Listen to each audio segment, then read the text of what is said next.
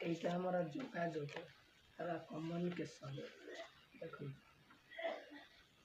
ଯୋଗାଯୋଗ କମ୍ୟୁନିକେସନ୍ ପ୍ରଥମ ପେଜଟାକୁ ଦେଖନ୍ତୁ ହେଲା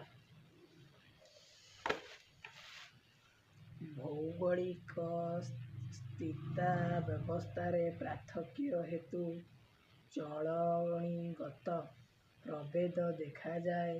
ଉପକୂଳ ଚଳଣି ଏମାନେ କ'ଣ ଆମ ଯୋଗାଯୋଗ କହିଲେ ବିଭିନ୍ନ ପ୍ରକାର ଚଳଣି ଦେଖାଯାଏ।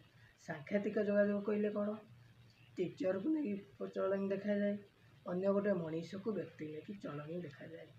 ଯାହାଫଳରେ ଜୀବନ ଜୀବିକାକୁ ନେଇ ଚଳଣିରୁ ନେଇ ଗଢ଼ା ଯାଇଥାଏ। ଏହାକୁ ମଧ୍ୟ ସାଂସ୍କୃତିକ ଯୋଗାଯୋଗ ବୁଝାଯାଏ। ହେଲା ଆମର ଏହା ଥିଲା ସାଂସ୍କୃତିକ ଯୋଗାଯୋଗ କହିଲେ କ'ଣ ବୁଝ।